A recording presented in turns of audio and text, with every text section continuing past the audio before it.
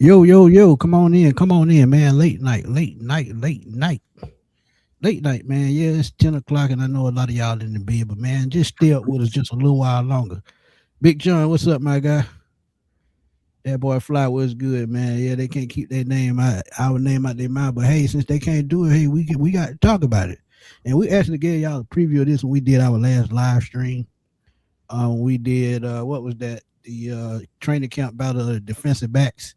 We kind of touched on a little bit that we were going to do a show on this because uh some things just ain't fair sometimes.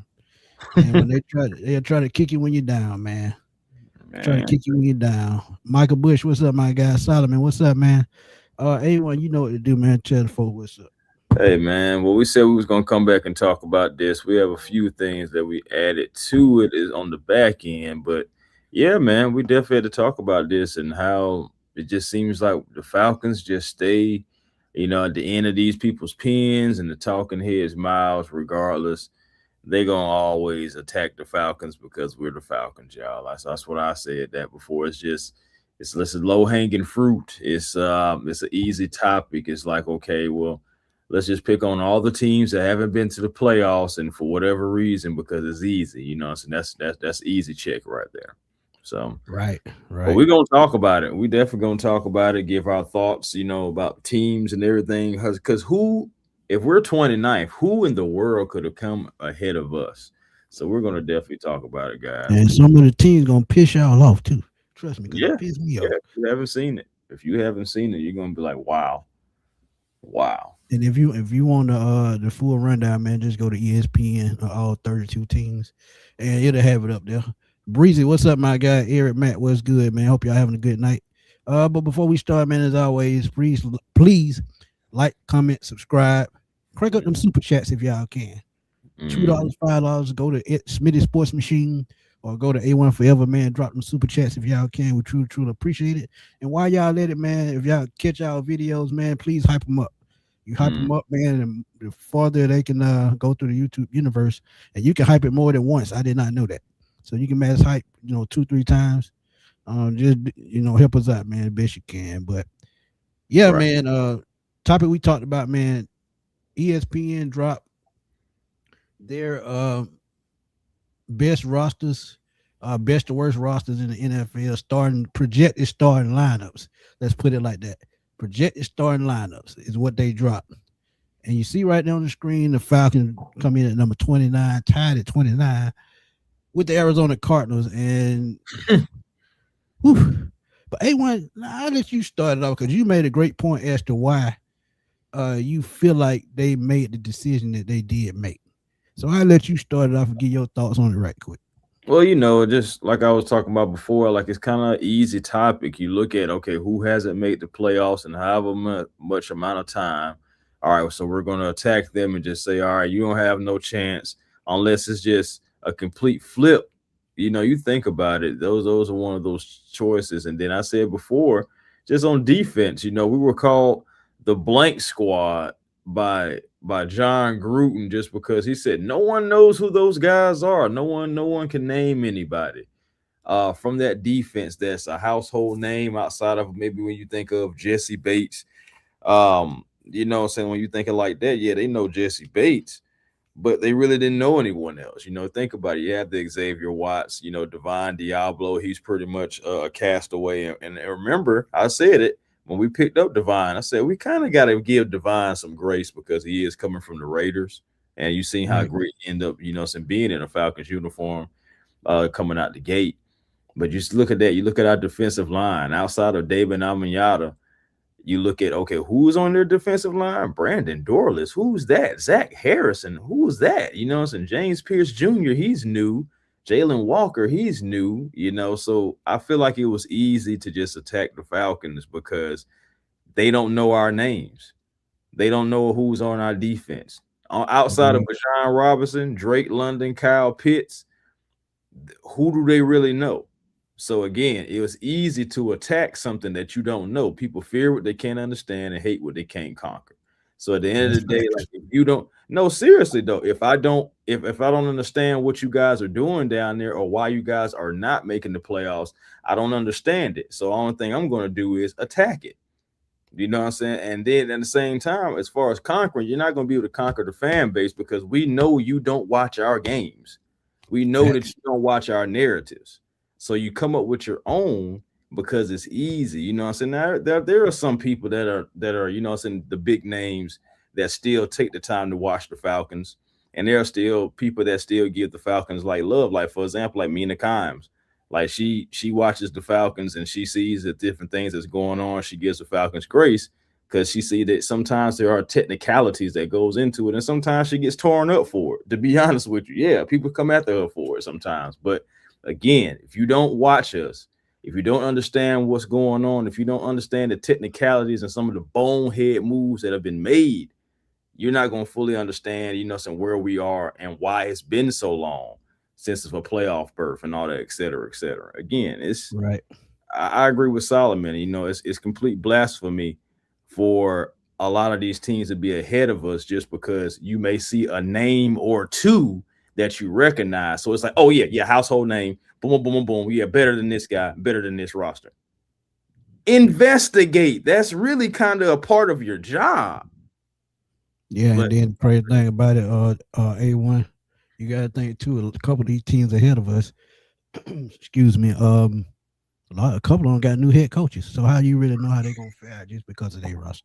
new head You know? coaches, new coach. I mean, we even got a new head coach, so I get it. You know, we got a new head coach. We got new offensive coordinators, new quarterback coaches, and all that stuff like that. But we still have a consistency on defense going into year two with all those guys: Hood, Ollie, Olbrich. You know what I'm saying? Like Right.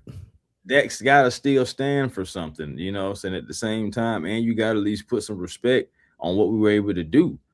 57 sacks, regardless. You know, so that's not easy to do in the NFL. And it's not easy to do with if you're the Atlanta Falcons, who was really in pass rush and purgatory for years.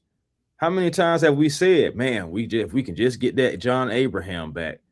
And even though completely leapfrogging Vic Beasley in his season, but still, we're talking about consistency. Somebody that done it year after year after year. That's what we mean as Falcon fans.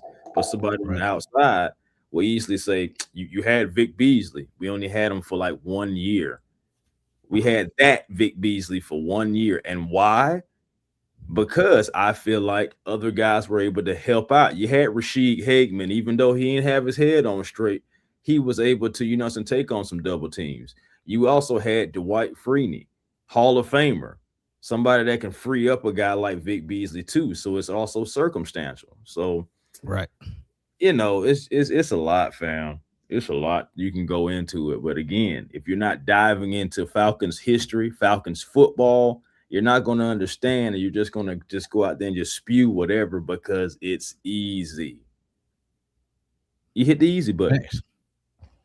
That's facts, bro. That's facts. But when you think about also, man, when you look at the dynamic of some of these situations, man, they looking for the flashy players. You got to think part of the reason why they picked the Raiders and the Titans, both of them got the number one quarterbacks the last 2 years. You look at teams like the Jets, I guess they feel like they're gonna hit a switch because they were one of the worst teams in the NFL. And Aaron Glenn's job is on the line in just his second year. Yeah. And so when you think about it, look at Arizona, who we tied with. They got a veteran quarterback in Brissett. They got a couple of weapons in Harrison Jr., Jeremiah Love, Tyler Algier, and Trey McBride. They got Butter Baker on defense, but outside of that, what do they have? They I don't really really ain't know. but like a mirror and like a second cousin of the Falcons. Just think about all the names you just said. Buda Baker, Jesse Bates. Then I you can got pull it up right Marvin here. Harrison. Show you what they got right there. This is You what know they what I'm got. saying? You know what I'm saying? You got the Marvin Harrison. Okay, you can go Drake London. Everybody all the way down now. As far as running back room goes, there's nobody, even including Jeremiah Love, there's nobody in there that's holding account of the Bijan Robinson. Then you throw in Brian Robinson on top of that. You know, so Right. their running back room can't compare, you know what I'm saying? And that's even with Tyler Algier. Tyler Algier makes the running back room look better, along with Jeremiah Love. But regardless though, fam, it's ridiculous. And again, if you was to go all the way down and you see the Jets, you see the Bengals, all those guys like that. If you go to what the matter of fact, go to the Bengals real quick, bro. Go to the Bengals real quick. Look at all the Titans, Raiders, look at the Even the Aints, Saints. Come Jets, on, man. Panthers, Giants, not the Giants, Giants. The the Vikings. Vikings. We beat them last year. Washington. I can go with Washington. I can go with Washington. It Even though I barely. feel like we Okay, have a well, what better about the Colts then? Colts. I'm saying, what about the outside of Jonathan Taylor? Who do you Solid, really know? solid defense. Solid defense. I think their defense is on the same level as ours. I still feel like we got, a better defense and pretty much built the same. Iffy at quarterback, strong run game, decent receivers, See, but decent tight ends. The Sauce. Quentin Nelson, I Chris Lindstrom. I don't know Yeah, what Sauce gonna be, bro. I ain't gonna lie to you. I'm not gonna. I don't know if Sauce is gonna be that lockdown corner that people think he is. yeah. Because he got roasted that last year in New York. It's like I Oh, can't be mad at Tampa and Chicago to a degree, but I really feel like we the can biggest 15th. Go compete. ahead. Yeah, but I really feel like we can compete with those guys. You know what I'm saying? All those guys, but the Bengals, right now, go down to where they talking about. You know what I'm saying? Why their reason and everything. Now, ain't this some BS right here? Go up to the biggest weakness. I mean, biggest strength. Now, if you see that wide receiver, you said biggest strength, wide receiver. I could have gone quarterback here, but not many teams can match Cincinnati's elite Jamar Chase T Higgins duo. That is the reason why they're all the way at freaking 15. Yeah. But if you want to look at it in this perspective, I can match that easily. Because if you put Drake London and Kyle Pitts in that conversation and you start throwing them the ball in the red zone, they'll match up to T. Higgins and Jamar Chase very easy. And if you want to talk long speed, that's why you got Zachariah Branch. So this could easily switch. They could easily switch spots just like that. Or the Falcon could easily be in this spot or just a little bit below. So I mean, I that's why I don't buy into this stuff, man, because sometimes their logic it just doesn't match. They don't look at another team's roster and match it with. And I get it. You look at the production. The production is there. But how many playoff wins do they have since making the Super Bowl? I'm just saying we got so much of a better roster, but since that Super Bowl appearance, they have been dismal. They've been going downhill, Correct. further down as well. And there should be something said about that. If people are going to go with the "What have you done for me lately?" we got to ask the Bengals and a lot of those teams that's still ahead of us on the list. Like I understand about it's in our roster. And Josh, I see you, fam. I said about our roster is kind of mediocre and stuff, but I promise you, I look at a lot of these rosters and I say the same thing, even with these names, because some of these names haven't popped in a couple of years. Some of these names haven't popped yet, and some of these names only popped once. So it's like, okay, yeah, no one knows us on defense, but at least one thing that we can say, regardless, what have you done for me lately on this defense, on this Right. roster? So we was able to accumulate this. Again, you think about this. If we had better, competent coaching and leadership and execution, we're in the playoffs, y'all. We only needed to win one game. And the Jets, regardless, a lot of those teams that's ahead of us, we did have a better Let's record. look at the Jets. I got they 25. I got to look at what they got. This is ridiculous. And don't get me wrong, Geno Smith had a pretty good run in Seattle, and he was okay last year, but he wasn't at the top of his game. You look at Brees Hall, you look at Garrett Wilson. We know about those guys. They got it done in Mitchell via trade. They drafted Amari Cooper, uh, drafted Kenyon Sadiq. So they drafted and still have Mason Taylor, who's a very solid tight end. Then you look at Jamie Sherwood, one of my favorite linebackers in the league. They traded for Tavondre Sweat, signed Harrison Phillips, signed David Onyemata. Demario Davis came back over from the Saints. I think he was with the Jets previously before New Orleans. D'Angelo Pon's a playmaker. Minka Fitzpatrick, I forgot all about that. So they have a decent roster. Don't get me wrong. But Mm-hmm. if you look at their roster compared to what the Falcons have, and like you said, who's returning, the 57 sacks, being able to get off the field on third down, forcing turnovers, the Falcons are one of the top in the league. So I just don't get these rankings, man. I just don't.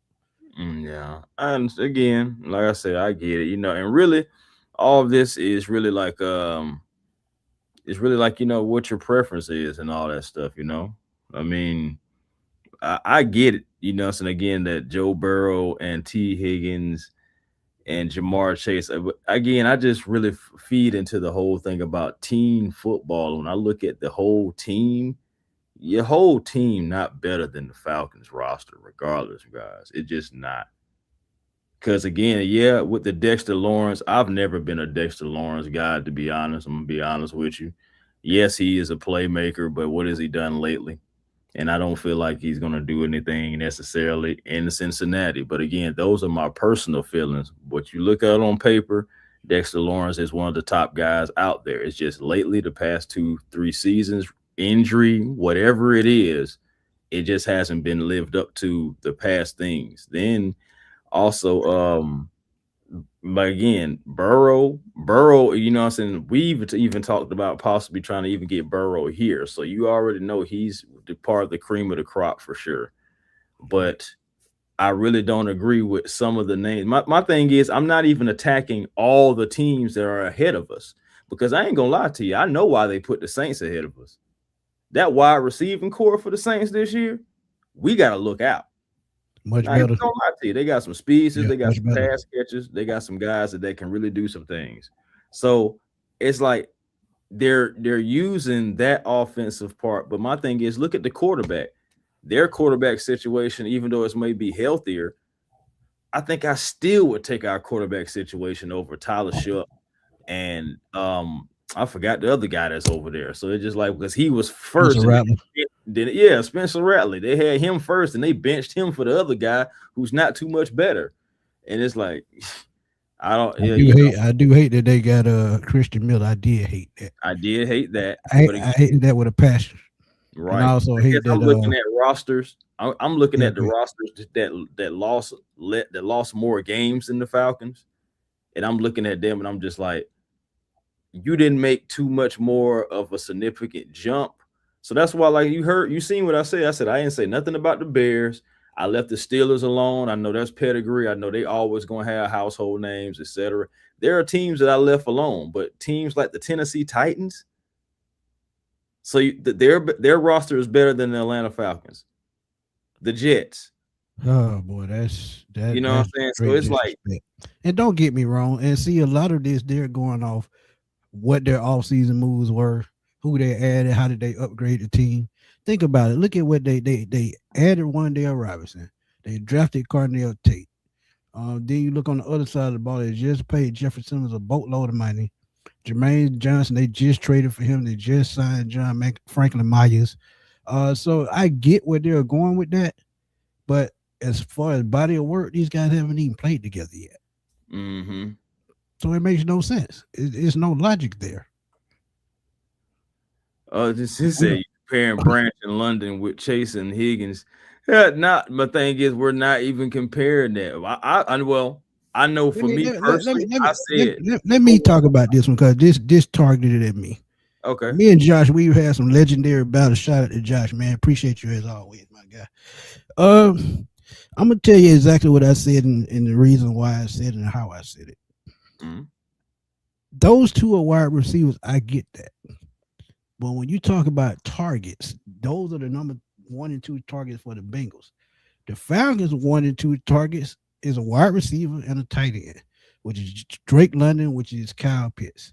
The reason why I said I can compare those two to Chase and Higgins, if you get them the ball more in the red zone and get them in the end zone and put touchdowns on the board, they can be just as deadly as both of those guys. And I know that Jamar Chase run after the catch is elite. That's why I included Zachariah Branch. That's why we brought in Zachariah Branch for a run after the catch. That's why we brought in the older mid as a kids for a run after the catch. Hell, we even have Bijan for that.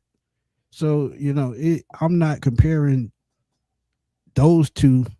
I'm comparing Pitts and London because of the impact that they can bring to the game if they're given the football at appropriate, you know, doing the right times in the red zone. They can also make key catches on second and third down and keep stretching the field and moving the football, moving the chains. They can stretch the field just like T. Higgins can. So yeah, if both of those guys get double digit touchdown, this is probably a playoff team. Hell, maybe a Super Bowl team. But you have to know that you have to get these guys involved. And how long have I been saying get Kyle Pitts involved so he can open up the middle of the field, stretch the field, and open up the run lanes for Bijan? That's what you do. So yeah, it's nothing against those guys, but when you look at Pitts and London's ability to be game breakers and make plays, they right in line with those two guys. Yeah, I might not agree with it, but I do. Because who's going to check a 6'4" receiver and a 6'6" tight end? Yeah, nah, for real. We already know. We talk about Kyle Pitts all the time being a mismatch against guys. Either he gonna be I'm too glad. fast, Hold too big. on. I'm glad you can't like this screen, but I appreciate you coming through, my guy. Yeah, Appreciate you. yeah. I don't know if it was like something on his end or if he was just saying you just ain't like it. I don't know. I don't know. Either way it goes, we still appreciate. Miss B, what's good? What's Oh good? wow. Oh wow. Stranger danger. Man, she need to come on, hop back on these live streams, man. She been hide. Miss B, I Eh, hope all is well, though. Hope all is well. I hope you get back to content creating when the season start. Can't wait to tune in. Go ahead, Chris. Yeah, man. But that's all, man. It's like I know we are homers too, but we just again, there are some teams ahead of us that should be ahead of us. I'm not even gonna lie to you. I guess for me, the Bengals, they've just been ever since the Super Bowl thing, they've just been going down. They just haven't been able to get back up.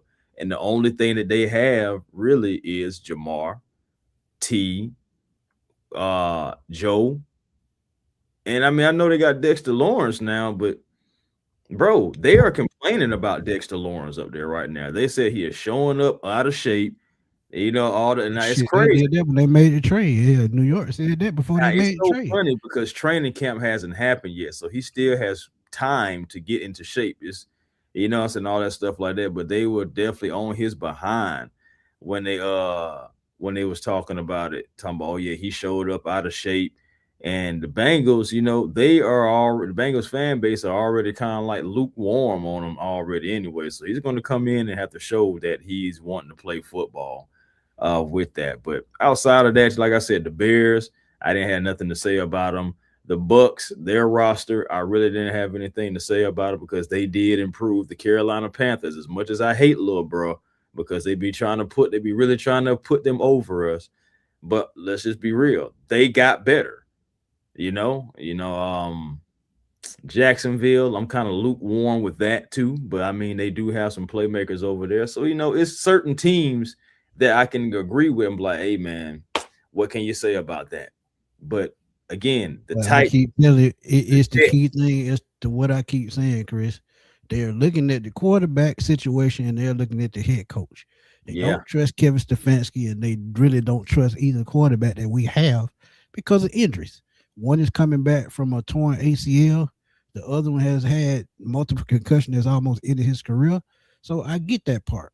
But when hmm you look at the rest of the team and the playmakers we have on offense and the strong defense we put on the field last year, and like you said, bad special teams, missed kicks.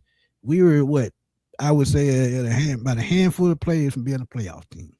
we Missed really field were. goals, turnovers, and just stupid stuff.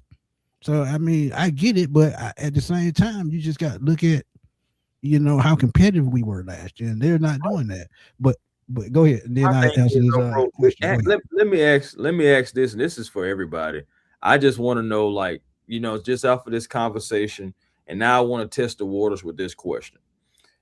Considering the fact what our record was last year, considering the fact that we know there were some technicalities, the special teams sucked. Okay, and what I mean by that is field position, not being able to hit kicks, punts, all that stuff like that. Special teams were just dismal, giving away field position.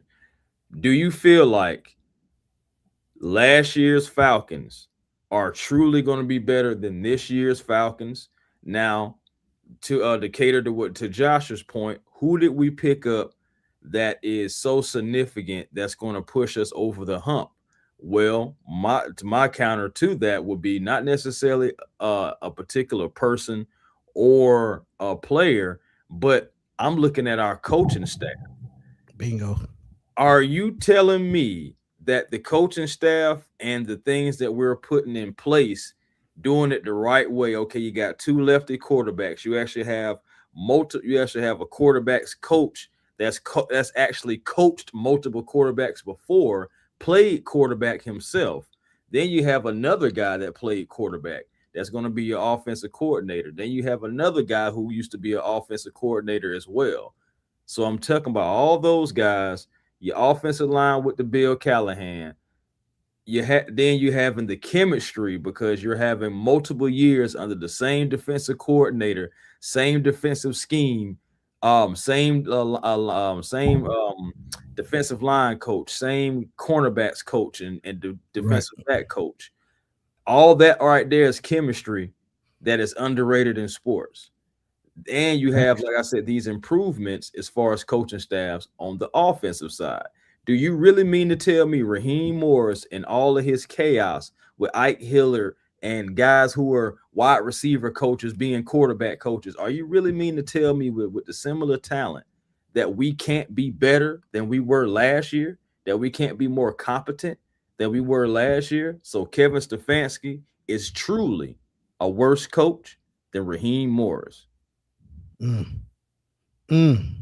I'm just asking the question because when I lay out all that stuff. Last time I checked, Chris, Kevin Stefanski won Coach of the Year twice. I mean, yeah, but I'm not even including that. I'm on the what. Well, I'm just saying that's nothing to glance. So I know. The media is trying to portray it.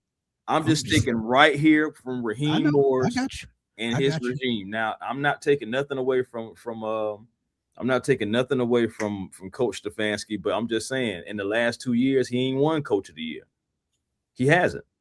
For whatever reason, offensive line, bad team, bad ownership, for whatever reason, he hasn't done it. Same thing for Raheem Morris. With all the dancing and juking and jiving, we didn't get it done. So now that's all I'm just trying to figure out. I just want to know, how do people feel? Do you feel like we're going to be more competent? And do you feel like last year's team is truly going to be better than this year's team when we're going to have guys coming into their second and third years, when we're going to have the chemistry with the same coaching staff and all that stuff like that to get the players to execute and etc. Now, I'm not saying we're going undefeated. I'm not saying we're going to have 12 wins. But if we can get 10, 11, somewhere in that area, because we could have had that 75 with 10. I think that winning division. That's all. I'm just wondering like how everybody feels. And again, shout out, to Josh, for actually really kind of sparking this conversation. But and it's in turmoil in Tampa right now. If y'all want some news, and I feel that and Vita Vea, both of those players, they don't even have contracts, so that could become a distraction the longer that goes. Right. But yeah, man. And that's what I'm saying. Even with Elijah penalty, we still was, fourth, in sacks. So it unfortunately, that one block that you gave up cost the quarterback the rest of the season and his off season, might as well say, because we're in July and we're almost at training camp and he still hasn't been cleared yet. One block, And then again, that's why I go back to it again, and we got to keep it real too. That's why I say, yes, we have Juwan Taylor, but remember the Super Bowl team or the Super Bowl caliber team, the Charlatans, the Chiefs, their fan base didn't even want that guy. Yeah, facts. But, so I'm glad you brought up coaching, because I seen somebody say that our O-line is not that good. This is why they brought in Bill Callahan. Just like we talked about the quarterback position the last two shows, they brought in coaches to help the quarterback the position that they were deficient at. quarterback, Michael Penix not developing like he was supposed to because of bad play calling, just a bad offensive coordinator. You look at Yeah. O line, you had a lot of injuries last year, especially that right tackle position.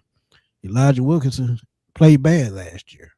They tried to upgrade it and made two moves, and they still had leftover depth from the other team. This is Mhm. why Bill Callahan will be effective, and this is why I've said multiple times. I think he's one of the biggest hires and one of the biggest moves this offseason, along with Alex Van Pelt, because you try to fix those deficiencies that was holding your team back. Now, when you fix those deficiencies and it works out, we probably won't be having this conversation because those guys should get better up under these coaches. Yeah, If, facts. like I said, if they can develop them properly. But right quick, Tay said, I think our schedule will be our downfall. It's not an easy schedule. It's Talent not. or coaching staff, I don't think will be the issue. But I'm gonna rebuttal that just a little bit. We played the AFC North this year, and Kevin Stefanski came from the AFC North, so I think we'll be competitive in all four of those games. And you look at our division this year, Carolina got a lot better. Yeah. Tampa Bay, I think, will take just a small step back, and the Saints still the Saints, even though they got a good, add a lot of talent as well. I still think, Kellen Moore still has to get, a little bit more to make that team get a little bit more experience, to make that team a little bit more of a winning organization. So he has a little while to go, but hey, who knows? Because three coaches last year made the playoffs. Rookie coaches made the playoff, one won the Super Bowl. So Yeah. anything can happen any given year, man. But yeah, that schedule gonna be tough. But honestly, when you have one of the best players in the league, that can put points on the board, and you have a defense that can make plays, force turnovers, things of this nature. I think it's a recipe for a winning season because if you run the ball effectively and control the clock, that also helps you win football games. I'm going to be honest with you. There is a little bit to what Tay is saying, but let's keep it real, family. Like the schedule was going to be what it is anyway. Think about it. These schedules are already somewhat predetermined years ahead of time. We knew that Two this year years ahead. we'd be Yeah, playing. 2 years ahead.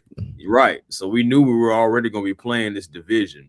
And we know that, the Ravens are who they are, Bengals, all those teams, Steelers, all those teams are who they are. So regardless, this day was coming. Remember when we even talked about Kobe Bryant and how he was going at it with Lamar Jackson? We're like, well, okay, bro, we're going to see him next year. So you're going to see him. So it's like, let's see if all that talking, so it's going to translate to the field to where you being able to make plays against him to stop him from doing some of the things that he was doing. So, it's going to be interesting. And this is good for the Falcons, man.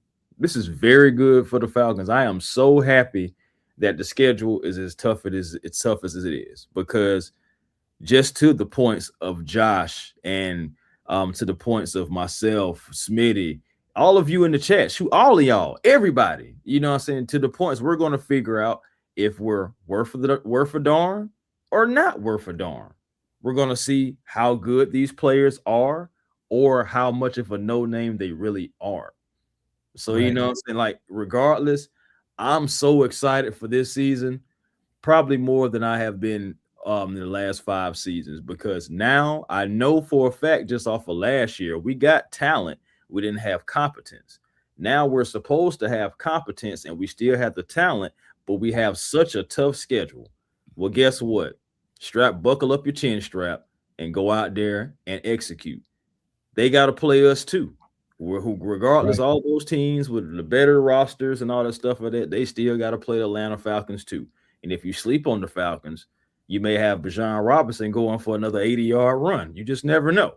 You may have Drake London, with another 10 catches, 100 and some odd yard, game, because you slept. And if you did, that's on you. But I'm happy that this schedule is the way it is, because we really can see and test ourselves and see how good our football team really is. Well, are we on the cups of the playoffs? It's like we've been before, or are we maybe a little bit more further than what we thought? It's just, regardless, that's the whole excitement thing. Everything is good on paper, but like people have been saying in the chat, and like how I know all of us feel in our hearts, we have to go out and prove it. That's the only way we get Right. our respect. That's the only way we don't be 29th rostered, all that whoop de whoop. We got to go out there and earn our respect. We got to go out there and punch teams in the mouth straight up. And And that's the Solomon, only you way absolutely correct, man. We beat two of the best teams in the league last year. we did. And if we beat those two teams, we could have beat any team we played last year. But again, inconsistent play calling, poor clock management, poor red zone play calling, any poor special teams, missed kicks. Like I said, if Mhm. you just do the simple thing and fix that stuff, you have a playoff team. Let's keep it real. Yeah. But let's get into this article and then we'll talk a little bit more about Bijan because his name going to come up early and often. And I think Chris want to talk about this. And if y'all didn't check out my post on my page about him being the best running back, ESPN rates him as the best running back in the league. Go check that out right now. Hit that hype button and hit that like button and subscribe. But biggest strength, we know what that is. We've talked about it 1,000 times. But when I finish reading this, Chris, I'll let you jump into your thought Go ahead. on Bijan being the best running back in the league. But it says the biggest strength for the Falcons continues to improve, having increased his production in yards per carry, reception, touches, and total yards during each of his 3 seasons. Because the first season, he only missed 1,000 yards by 24 yards. So he could have had 3,000 yard season his first 3 years. And crazy fact, and I talked about this on the video. Mm-hmm. He's already sixth in franchise history in rush yards in just 3 seasons. If he gets, I think, 65, 70 yards, he'll pass Devontae Freeman. And if he gets 1,426 yards, he'll pass the great Jamal Anderson. So he could be fifth on the Falcons rush list after just 4 seasons at the end of the season, possibly. So that's just something to think about. He's finished no lower than fifth among running backs in carries, rush yards, catches, touches, scrimmage yards during each of the past 2 seasons. He scored 10 plus touchdowns in both. Robinson is one of the league's top offensive playmakers, and newcomer Brian Robinson is a very solid backup. Absolutely 200%. But, right quick, ESPN named him the top running back in the league. Give your thoughts on that right quick. Mm-hmm.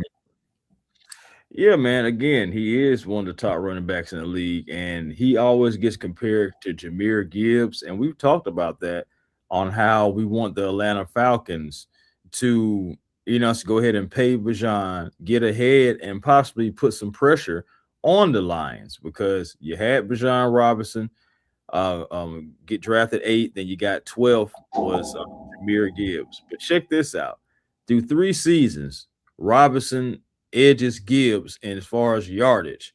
You got over 3,900 yards rushing from Bijan, and you got over 3,500, getting close to 36 for Jahmyr.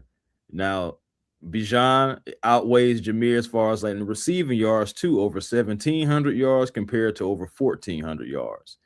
The only thing is Gibbs 49 touchdowns, Bijan 34. I'm saying both of these guys just turned 24 this offseason. So they have the opportunity to have some of the most lucrative contracts when it comes to running backs. And even further, why Bijan is probably, the touchdowns matter. I want to put that out there first. But when we're talking about Robinson, he made up a big percentage of the Falcons' offense, as did Gibbs, but 40% to 29% just lets you know how much the Falcons were using Bijan Robinson. And of course, remember the Lions had David Montgomery, and they used him a little bit more than we used Tyler Algier. No fault of Tyler's at all. The Lions also scored more touchdowns per game than the Falcons as well, using their running backs. But still, so that's why, I think Jahmyr's what he's trying to do is try to say, hey, look, I'm scoring touchdowns. I understand the yards, but I'm scoring touchdowns, and that's what's important. But Bijan Robinson, regardless of just the big play ability, the sudden start and stop, we knew Bijan Robinson was special as soon as he stepped on the field. Like week 1, week 2, week 3, all the things that he's doing is like, okay, you see why he was taken 8th overall. Yeah, we wanted a pass rusher. Yeah, we wanted somebody to get after it, but you can't deny Bijan Robinson is one of one. And the simple fact that Facts. he's being labeled as number one, other people realize that he is the best back in the league. They realize that you'll be a fool not to really acknowledge that, and it's easy. But my thing is, guys, Bijan Robinson may be the best player in football. You know what I'm saying? Like overall, everybody over everybody right now. You think about it, Right. you can put you can put any wide receiver up against Bijan Robinson's production, and Bijan Robinson is going to be right there with them. Think about that. So Bijan Robinson, man, again, he needs to be paid like the top player, top running back, excuse me, not top player, but top running back in the NFL, man. And I don't Facts. have said Miles Garrett. Hey, man, I like Miles Garrett a whole lot. We talked about him. But even with Miles Garrett, man, he's special. But you definitely can say Bijan. Okay, if you don't feel like Bijan is number one, I feel like Bijan is number one. But you can say top three, top five, in that regard. And regardless whether if it's top three or top five, I think Bijan should still be in both conversations. Agreed. Facts. Big Fish said Bijan Wimbiana. That's funny. That's funny. Hey, man. I was just saying he plays that big out there though, man. He does. Bijan does some things that I'm sorry, like when a player is good enough to really change your mind about a draft pick, like that's worth it, man. Because I ain't gonna lie, I'm on record saying that I wanted Jalen Carter, Right. but Bijan Robinson has completely changed my mind. I am so glad we took Bijan over Jalen Carter. Even though I know Bro, Jalen has the ring, that's a whole different, what I'm saying, topic and a whole whole different story. Yeah. right, That was a team. That was a team win. right. But the funny thing about that, I actually called that pick because I looked at the offseason moves, and the only position that they did not upgrade was running back. So I knew Bijan was going to be their guy from day one. I knew it. Mm, But let's look at their weakness, and we pretty much know where they're going. And we talked about it yesterday without even reading it. I actually saw this topic right after actually somebody in the live stream um, brought it up that they were ranked 29th yeah. roster wise, and I said I had to look at it after the show, and a lot of what they said is what we actually talked about before even reading this. So it was pretty much self fulfilled. But it says their biggest weakness: Michael Penix, Tua Tagovailoa, battling for the job.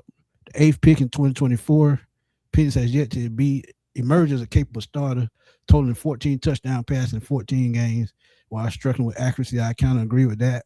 Towards ACL in week 11, and now they added to it for competition. The Dolphins, former Dolphin, has flash times during his career. And just remember a couple of years ago, 2023, he led the league in passing yards. So the talent is there. But it says Miami took a record 99 million in dead cap space to move on after a disappointing 2025 season. Right, quick, your thoughts on their biggest weaknesses, and I know you agree with it. I mean, it's nothing I really can say. Because again, like I said before, it's easy. It's easy. It's glaring you right in the face. The quarterback situation is not set. Michael Penix Jr. still working on being cleared. Tua, working on trying to get back to his 2023 self, working on trying to make sure he stays upright and no more concussions. The quarterback situation is what it is, guys. Like we can't. I love these Falcons, okay? I do. But let's just be honest. If this was any other team other than the team that we love, y'all, let's keep it real. We'll be kicking them while they down. We'll be like, they have no chance. They don't even know their quarterback situation. I give you an example. The Cleveland Browns, the team that we just got, they got their coach. Kevin Stefanski just came from there. Their quarterback situation is not clear either. Their quarterback situation, they don't know if they want to start Shador. They don't know if they want to play the contract in Watson. They don't know if it's going to be Gabriel. They just don't know. They're going to be rotating guys and all that stuff like that. It's something that they've been doing for multiple seasons as well. So think about it. So that's another team that even on this list are behind the Falcons Right. because they don't know, they don't have a quarterback situation and they just don't know. So it's easy to put a team at the back of the line. That quarterback situation is not clear. That's why, I'm gonna circle back on the points and say that's why you have a team like Cincinnati. I don't like it, but I understand why, because Joe Burrow is better than any quarterback situation that we have in Atlanta because regardless, at least we know he's healthy. Regardless of what the offensive line talking about, we know that Joe Burrow is 100% healthy right now. Penix, no, he's not. Tua, I mean, he's healthy, but we already know that we're going to have to protect him, and it's going to be a really nervous time if he gets tackled hard or anything like that. I People just are know going, I got my blood pressure medicine ready. that's what I'm saying. People are going to be holding their breath. So, bro, it's like I can't be mad at it. You can't do nothing but respect it and go out there and prove that you're better than what the articles are saying. Yeah, agreed. And the only thing I had to add to that is if Alex Van Pelt and Tommy Reese do their job, I think they can get past it. Because the little thing that Penix has to fix is footwork, accuracy, like they said, which I think he can fix, like putting air up under the football on deep passes. A lot of these things are very fixable, and I think they brought in the right coaches to help fix these problems. This is why I had a confidence in them. But the X factor for 2026, they think is Avion Terrell. Last season, Mike Hughes allowed 1.5 yards per coverage snap, much higher than average for an outside cornerback, and we talked about that. Mhm. Could Terrell, who was the Falcons' first selection in this year's draft at 48, end up being a better solution at outside corner? I absolutely think he can. Heck yeah. Um, Opposite his brother AJ Terrell, if so, that would be a good sign for Atlanta secondary. And to add on to that, the only thing I'm gonna add right quick, you still got Jesse Bates, you still got Xavier Watts to go back there with them. And Mhm. I think Avion may start in the slot to start the season. But as the season goes on and he gradually grows in the system in the defense, I think he takes over number two. And then I think Billy Bowman at some point should come back this season. But until then, you can see Sidney Brown, you can see Darnay Holmes in that slot. So I think they playing for that, quite well too. Right, quick, your thoughts on that? No, I'm totally agree. Mike Hughes, we know that that's been, even though he has speed, we know that that's been a blemish on the Falcons' defensive record when it comes to the DBs. Mike Hughes just hasn't been what we needed. We've already seen him going down. We knew that cornerback is a position that we needed to go after. And I'm glad the Falcons went ahead and pulled the trigger. I'm glad that Ian Cunningham stayed put and went ahead and got Avion Terrell because even though they are brothers, they're two different players. What I'm saying? They just play Right. a similar Two position. They're different styles. Yeah. right. Yeah. Avion is his own man, just like AJ is. So at the end of the day, I think that Avion is going to eventually beat out Mike Hughes, whether it be at the end of training camp or mid-season. I think Mike Hughes' days are numbered here. I don't think that he is going to be done playing in the NFL. No, I don't think that. But I think his days are numbered as a Falcon. Um, Agreed. and it should be. We have to get better. And then even when you're looking at the non-starter that needs to know. Now I know you spoke about him a little bit, so I know you can elaborate a little bit about Ebicam and what do you think he's going to be able to do, as a edge rusher and I as us about on this line. I think he's a solid rotational piece, man. He showed that in LA with the Rams, and he showed it with the Colts. He's a guy that reminds me a lot of that rotational guy the Falcons used to have. It was, I think was it on the Super Bowl team or was it before then? But they had a rotational guy that just came. Or I give you an example, and it may not be the best one as far as a Falcon. But Mhm. remember Croy Bierman, how he came in to be a rotational piece. Sometimes he would play, and sometimes you would be scratching your head. But he's a rotational piece, and he's probably a two down pass rusher. And how they would use him early on probably is we got to wait to see what is going to happen with James Pierce. True enough, so he's probably going to start the season as a starter. Jalen Walker is going to be on the other side. And again, like I told y'all, We can see Dorless at defensive end because at Oregon he played end and tackle and Man, had one of the best pass rush win rates in college football during his senior season. So he's going to have to pick up the slack for when James Pierce is out. So yeah, Ebelcam is probably going to come in, rotate with Aziz Ojulari, and they're going to rotate in and out. So the way that they're going to handle that is going to be key until James Pierce comes back. When he comes back, you have those four in rotation. I think, you get to that 45, 50 range in sacks again because you add speed, you add power. So, and you add, Samson Ebelcam, he's pretty decent against the run. So, yeah, you're not worried about him coming off of that injury at all. this is why I like the rotation as a rotational piece.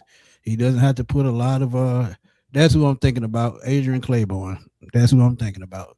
Appreciate it, Tay. But Mm-hmm. yeah, I can see him being a rotational piece, and that takes a little bit of pressure up off him and a little bit of wear and tear because I think he's about 30 years old, if I'm not mistaken. So 29, 30. So yeah. Um I'm gonna tell yeah. you this though. You mentioned Brandon Dorless, and Brandon Dorless, that was a guy that I was excited about. I was so happy the Falcons got him because, like you said, at Oregon, they used him up and down the line. So he was edge, he was all the different. He was five technique, three technique, and I think that he's going to be nice. Some people saying he's poised for a breakout season.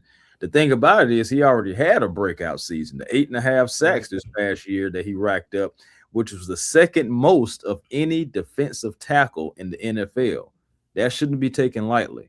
Also, Amanyata's gone. Pause right quick. Pause Go ahead. right quick. I don't mean to cut you off.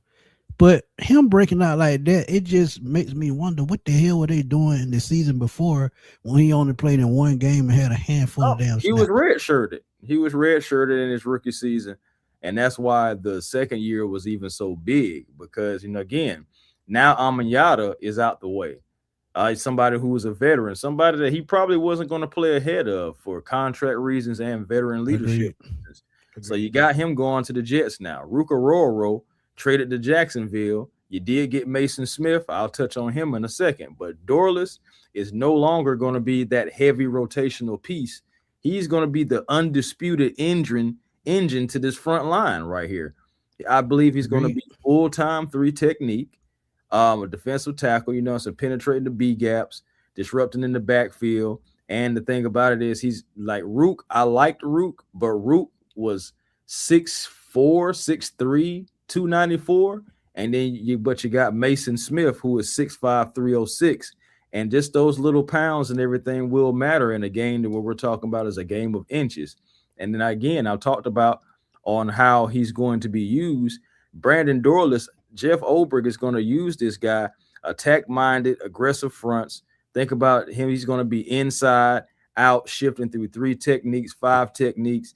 Also, you're not going to see him on no wide nines or nothing, but stunts and twists, pairing him with the edge rushers as well to exploit the guards. And again, like I talked about Mason Smith coming in, Mason is hungry. Mason didn't get opportunities, so I'm hoping what we get from Mason Smith can be a guy who can take on the double teams, what I'm saying, with the heavier gap schemes, taking on the double teams, eating those up. Dorless can get the single gap play. And if he can do that, that's going to heavily protect him as far as when you go thinking about that run game. He's not going to wear down so easily because you got Mason Smith, and he'll be able to continuously go after the quarterback, man. Like, this may be some of the best things that has happened for Brandon Dorless. He's going to be, like I said, the three tech. Then you're going to have the nose tackle, which most likely going to be Mason, a defensive lineman, and Zach Harrison, who I know is chomping at the bit as well because he was on a good trajectory as well. Like, these guys have to come out there, and then behind those guys, you still have good rotational pieces too, like a Laquel London who flashed, like a Deshaun Hand who's a run stuffer.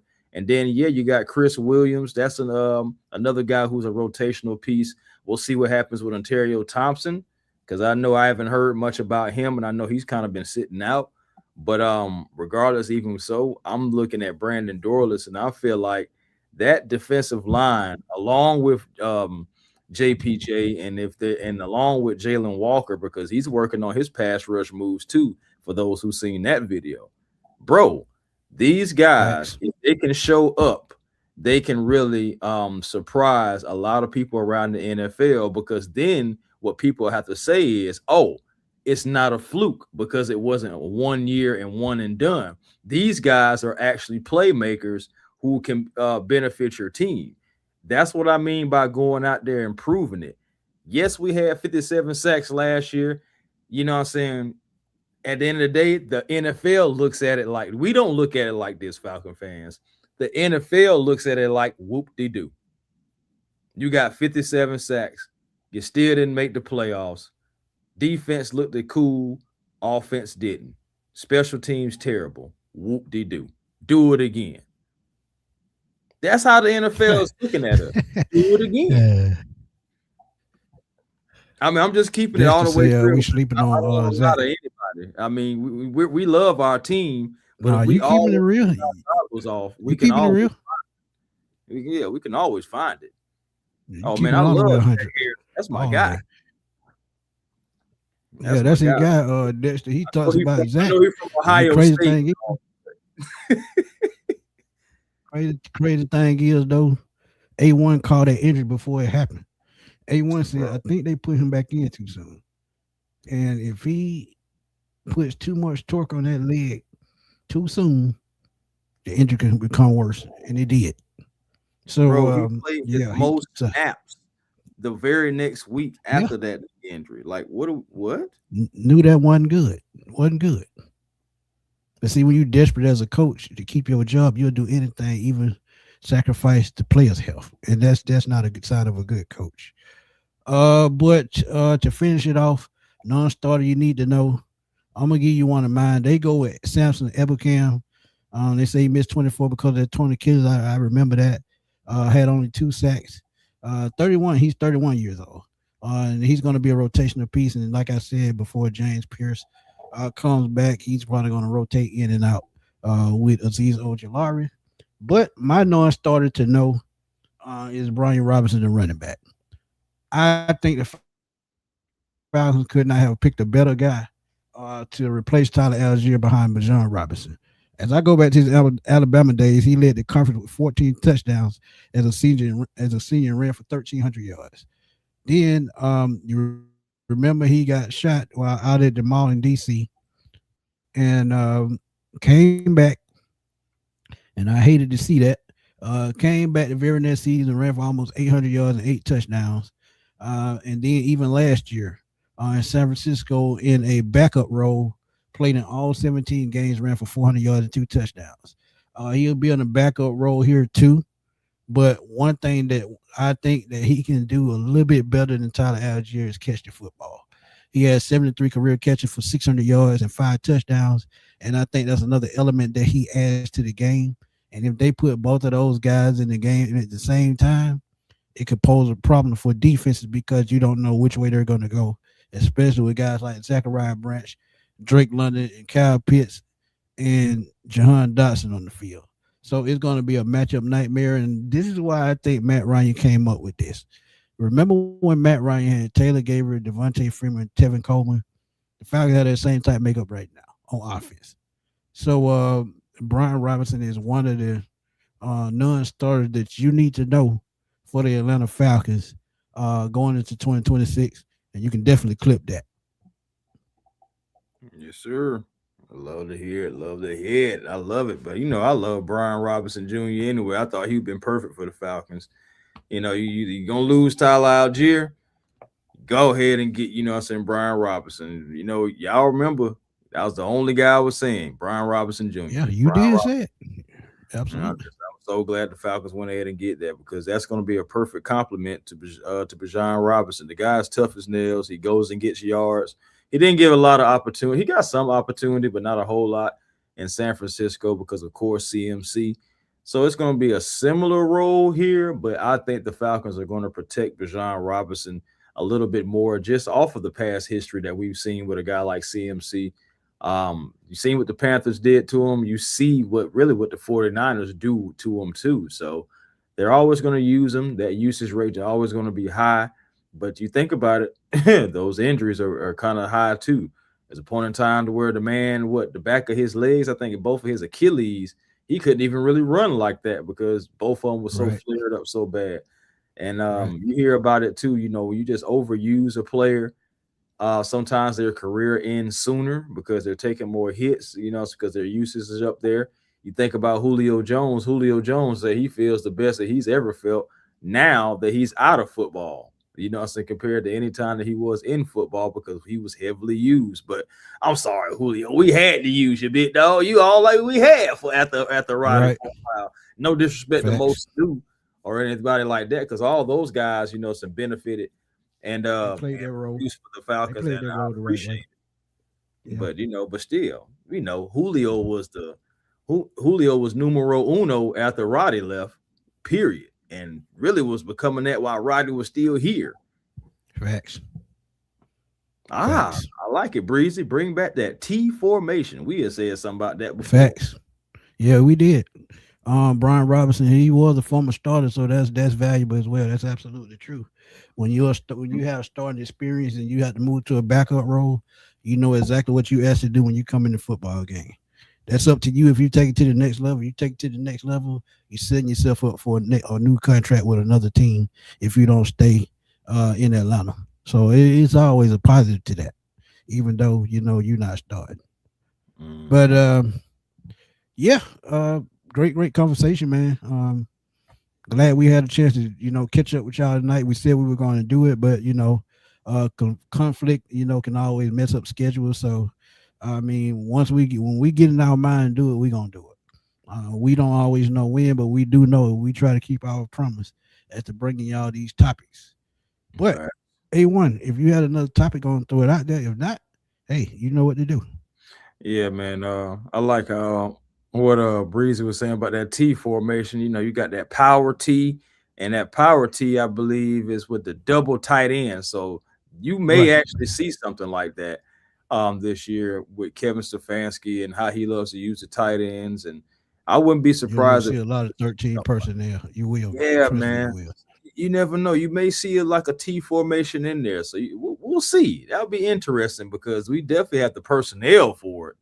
So we'll see. We'll see what happens with that. But for me, man, he said the only thing Brian has to do is hold on to the football. Hey, that's That's all. it. That's all That's them it. players. What I'm That's saying? it. Hold on to the football and we good to go. Brian Robinson, Bijan Robinson, all Robinsons. Hold on to the football. But for me, man, it's A1 Forever Sports, the platform on YouTube. Come over, like, comment, and subscribe. Be a part of the A1 family. Still, some grinding toward 5K, man. Got into a little rut, but still climbing our way We out of gonna it. get there, bro. Yeah, We man. go. We gonna have that 5K celebration on and popping. Man, I can't wait. I ain't lying to you because, be honest with you, it's a low percentage of YouTube channels that ever get to 5K. Believe it or not, y'all. Right. So, I'm trying to make sure I be a part of the percentages that's able to get over that.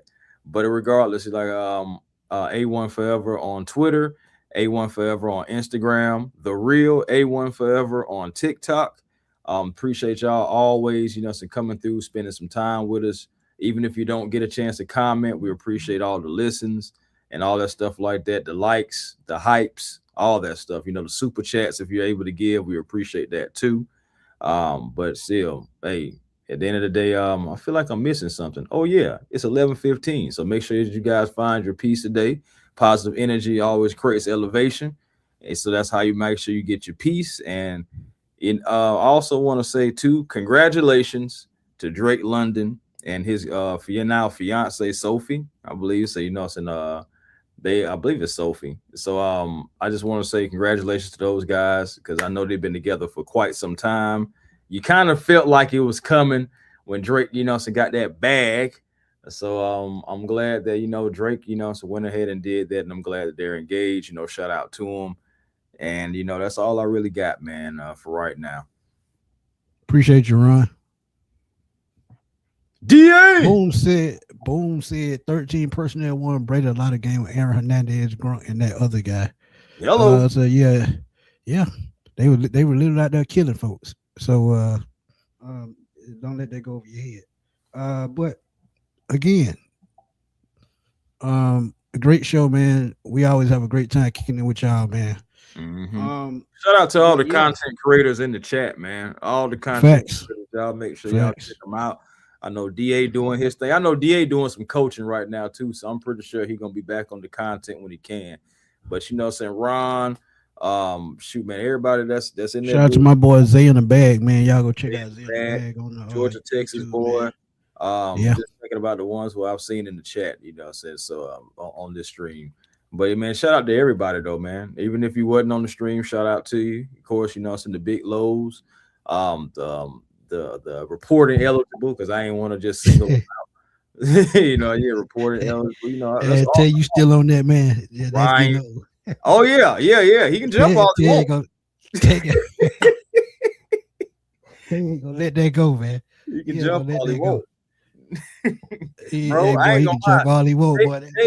Tay will mess around and see you at training camp and just burst out laughing. That's what's gonna happen. You're like, man, Smitty, boy. Oh boy, Tay just gonna walk up to me, start jumping, man. He can jump all he want.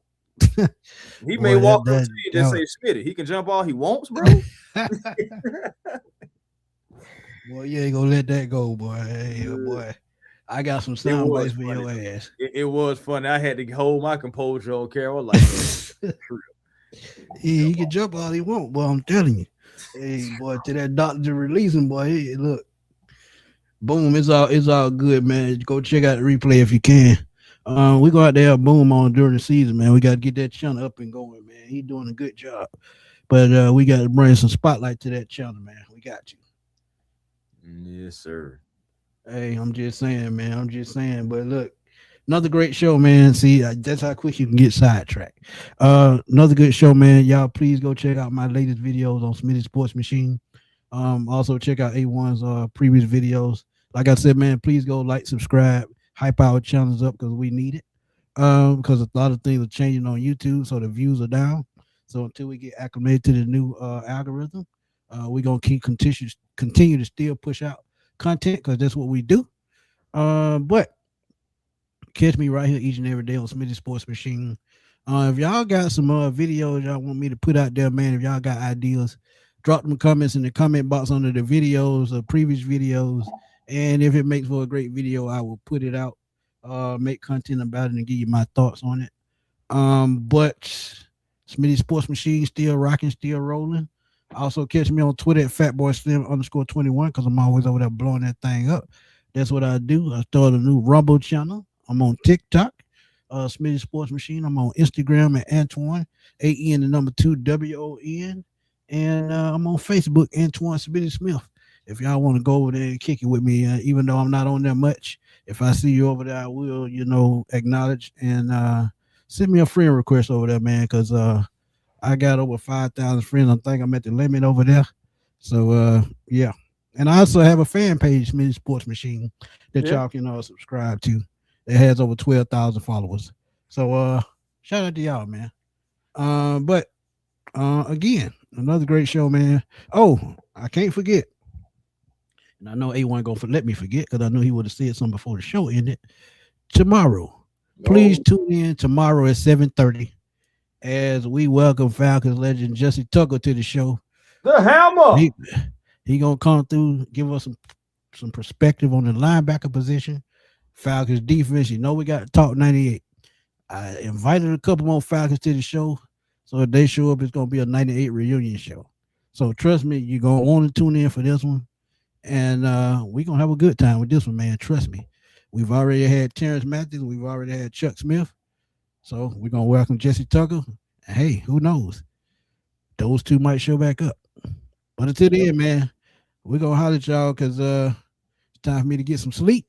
Cause I got to rest up for videos tomorrow and that live stream.